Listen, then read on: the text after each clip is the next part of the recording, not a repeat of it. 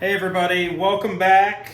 Racket 57 on the year is a Wilson Prostaff that will be strung with Tecnifibre synthetic gut at 55. This is a new client to me that found me based on my Google business page.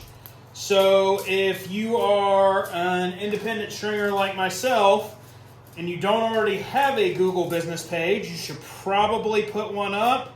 And if you're not comfortable putting your actual address on the internet, you can just put in a general area and let the algorithm do its thing. It does help to get reviews. Because obviously that boosts you in the search engine to have reviews.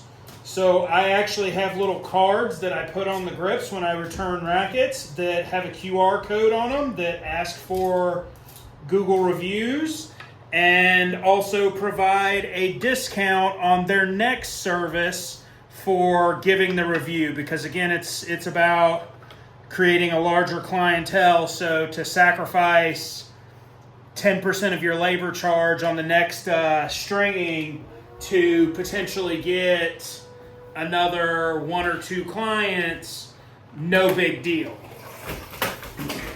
So this racket came in strung as a one piece, so I'm gonna put it back as a one piece, which in this racket will necessitate an around the world pattern. So we'll take a look at that today as well. Similar to the racket the other day where I did a one piece, I measure my short side by just putting the string in the grommets and then measuring 8.5 racket lengths, because I think that's the easiest method to make sure you're not shorting yourself or overdoing it each time. And with this being a synthetic, it'll stretch a little bit, so it probably will look like I used more string than I actually did ultimately. Especially being a synthetic, being pulled at 55 pounds, it should have a pretty good amount of elongation as I string. And I thought I was going to wait on a full poly racket or even use one of my own rackets to show an around the world pattern, but I'll do it with the synthetic, even though you'll get to see in real time that I actually am not as efficient with my weaving technique with a full synthetic. I primarily learned to string rackets, stringing for college kids. So I was stringing mostly polyester, and especially at the start, when I started, was probably peak Pure Drive Roddick and Blade 98 era. And at that time, I don't even know, in that gold and black BLX blade, if they actually even made a 16 main version. I don't remember stringing a 16 main version until the BLX version, or not the BLX, the Amplifield, the black with the chrome came out. So I don't even know if they made a 16 main when I was first stringing. Because I certainly didn't do any. But your start out, your mains, and as I've shown in my other previous videos, I pre-weave. So starting your mains will be exactly the same as what you would do if you do a two-piece. You still have to run the entirety of your mains. You're just doing it with one piece of string, so nothing to really see here. Other than, as I've said in one of my tips videos, you want to make sure that when you're using a soft string like this, you're also using the Diablo on the machine to take pressure off of the tension plates so that you're not damaging the string while you're pulling it to tension. And I've done tons and tons of these rackets. We had at one point in time 2, maybe even 3 guys on the team that were using this same racket. And great racket. There's a reason they still offer it even alongside the new Federer 98s. This pattern, the platform itself, it's easy to play with, even though it may not be the most forgiving racket you've ever played, because it is a 97. The sweet spot isn't necessarily huge, but it is bigger than the previous 90 square inch that Federer endorsed and played with back in the day. This is the 315 version, so this isn't a light or what I would necessarily deem a beginner level racket.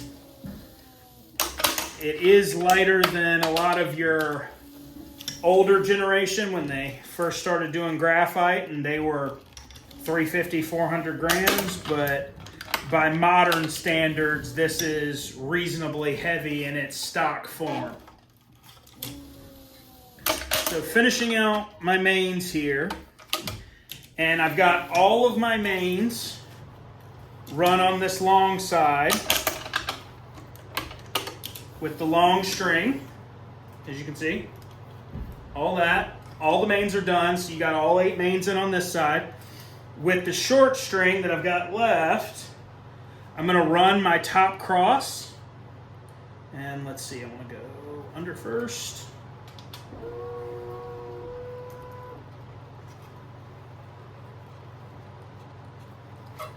And again, the soft string gives me a little more trouble weaving than a polyester would because I'm used to a harder string. And then pull tension on that. Clamp off with a starting clamp on the outside of the frame. You can release clamp tension here because it's now held there. And then because this is a 16 by 19, the top cross and the bottom cross, the number of crosses is odd, so the pattern for the crosses is going to be even in terms of the top cross and the bottom cross will match. So I'll take this bottom cross, and looks like it crosses over there, so I'll start over, come all the way across to that other bottom cross hole, and then bring all my slack through. Pull tension there. Take this free clamp, clamp it off. Take the clamp that was holding the long side and release it so it's just hanging out in the middle. And now that I have my top cross, long side complete, bottom cross with the long side, you follow the pattern of the racket and you come up to that outside main, and you'll go into the grommet holes that the outside main belongs in.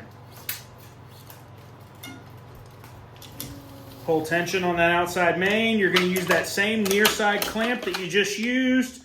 Bring it up the string bed. And then you're off and doing your crosses with your same pattern as normal as far as how your crosses are done. So you just alternate the strings like normal.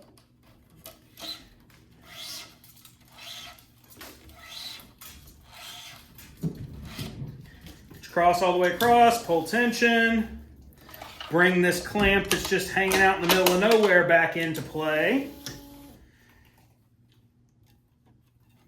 And then, again, like I said, you're going to be running your crosses just like you would any other time. They're going to alternate from here on out. As long as your top cross and bottom cross are correct and then around the world, you're going to be good to go and moving the right direction. You still do want to get back to being one ahead, so that's what I'll do here. I'll get back to being one ahead.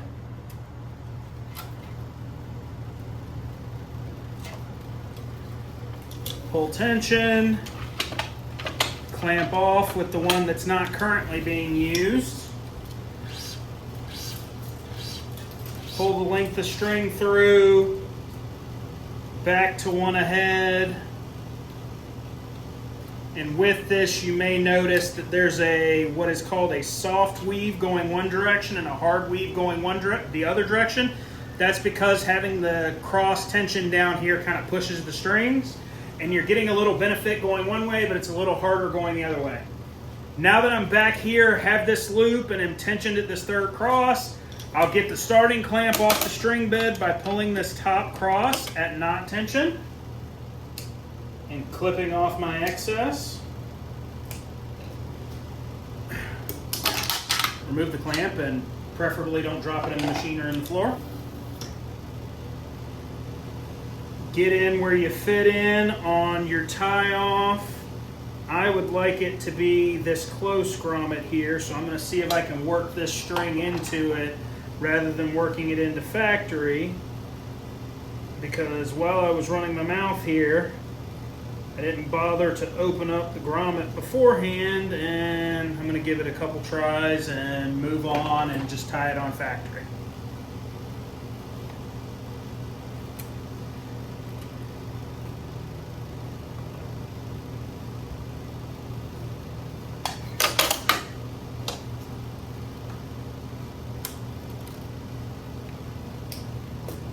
And then you're just continuing down the string bed as normal. Everything else until you get to right near the end is the same as you would always do. You're just going over, under, making sure your crosses are opposite of one another if they are side by side. This is the hard weave direction for reference.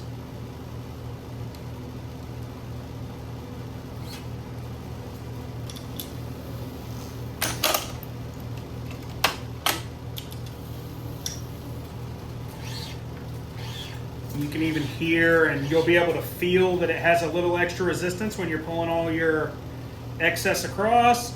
And then this is your soft weave, where it's almost like every other string is just kind of raised up for you, and you can just kind of slide that string right through the middle. Done tons and tons of around the worlds, even a couple specialty patterns like you would have for a Speed MP or a Speed Pro or a Burn back in the day when they had all those shared grommets, and running the box pattern on those to make sure you don't have a whole bunch of string outside and all your layovers lay just beautifully on the outside of the frame. I actually learned how to do an around the world pattern in a FaceTime call with a USRSA instructor, where I called him and was like, hey, here's the rackets I have. What do you have? And we actually strung the same racket at the same time over FaceTime, so that he could walk me through how to do a around the world pattern. Because prior to that, I had been doing like a lot of the other untrained, and if the person called for a one piece, I would just string it bottom up, because I didn't know any better, and I didn't really have another way to get it done other than just doing it bottom up. Which, like I said in one of the other videos, is actually fairly common on tour in some places, and is actually a reason that a lot of the players ask for two-piece stringing, is because you're very, very, very rarely going to see someone start a two-piece string job at the throat, which would typically be the wrong direction to install crosses on a racket. I had a couple players at the university in the course of the 10 years that I strung for them that specifically requested a one piece, and I don't know that either one of them truly actually had a reason for it. And at one point I actually asked one of the guys, I'm like, So what was the deal with the one piece? Like, your rackets kicked my butt for the first couple years, having to string them bottom up because I didn't know any better. And then once I switched, it was still something where I feel like a lot of the time for me, if it's a 16 main pattern where the mains tie off at the bottom, I'm still a little faster to go two-piece in that situation. And basically the conversation went, I don't really know. That's just kind of what my coach told me, so I went with it. Not like the coach at the university, but like their junior coach. And so sometimes you end up with players, whether they're recreational or high performance or even collegiate players, that a lot of their information, a lot of the things that they think they know and that they think they want is swayed by their coach and what the coach likes or what the coach believes they know. Because I truly, and I stick by it, and I've had the discussion with a few friends that are coaches but are also high caliber stringers. It's two very different skills. To be a stringer is to be intimately in tune with the technology and try to figure out how to get that technology to work best for the player. To be a coach is to know technique and fundamentals and the mentality and on-court ability that it takes for players to succeed. I think they're two different things, and I think a lot of coaches don't have the technological knowledge to truly provide good information. As a very generality. There are some that, like, yes, they're a coach, but really they're a stringer. But again, in my experience, those are very few and far between. I mean, I've seen 5'5", 120-pound girls playing with 18-20 size 4 grip size rackets that the racket grip is too big for my hand, but that's the grip their coach played, and their coach just handed them their racket one day at practice and said, hey, try this, and the person stuck with it even though it wasn't necessarily the best thing for their individual game. So now that I'm at the end of my crosses here, trying to make sure I don't end up with any funky layovers or anything. Snip this here, see if I can give myself a good point to get it under the string so it all lays right without a pathfinder. Because I would prefer not to use pathfinder on a soft string like the synthetic, but looks like I'm going to have to. Slip the pathfinder into the grommet here, poke it out the other side, pull back so that the barrel is open, slide it in, pull it out, and you're through on the right side of the string you want to be on.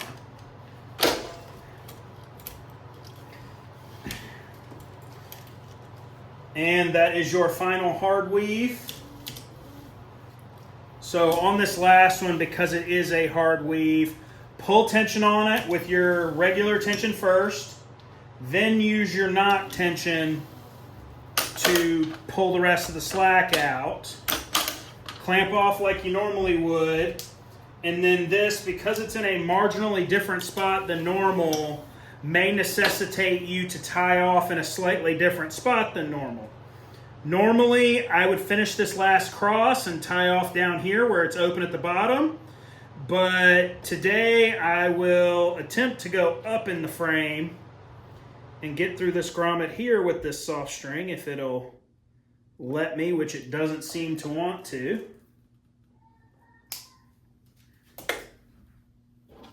Give it a little lube here, see if that'll help. See if that'll allow it to slide through there. And if not, I'll just tie down onto the main.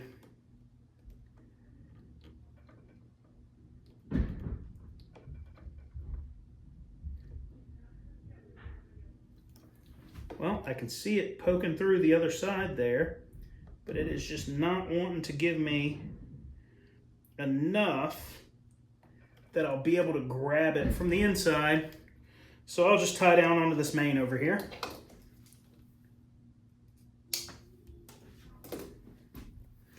This is almost holistically a failure of my own planning, since I didn't open these holes beforehand and prepare myself for the pattern to come. It's a used racket, so I kind of looked at it and could tell that some holes were open, so I didn't worry about it a whole lot.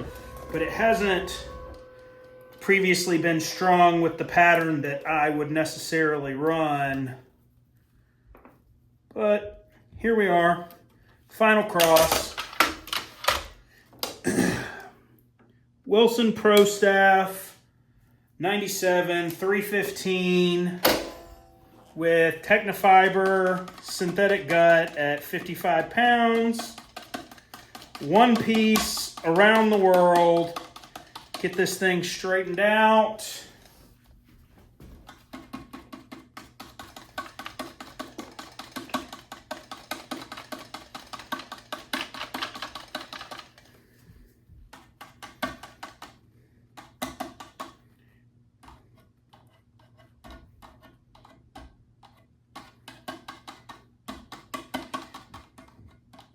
Luckily, these aren't terrible as far as straightening. These rackets do pretty well.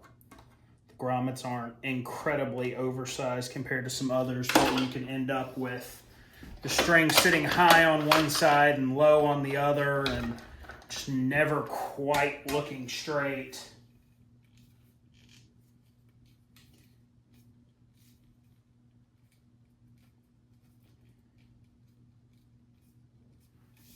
Alright, all set there. 1, 2, 3, 4, 5, 6, 7, 8. Let's get a DT here. DT of 39. And that's it for tonight. Racket number 57 on the year complete. If you liked what you saw, please like the video. If you'd like to see more, please subscribe to the channel and set your alerts so I come up when I post a new video. If you have any questions, comments, you saw something that you want to know about, leave me a comment down below. I appreciate you watching. If you're in the Lexington, Columbia, Irmo, Gilbert area and want to help me on my quest to string 300 rackets at home this year, please refer your friends to me. Give me a call. Let's get some rackets done. And I'll see you next time.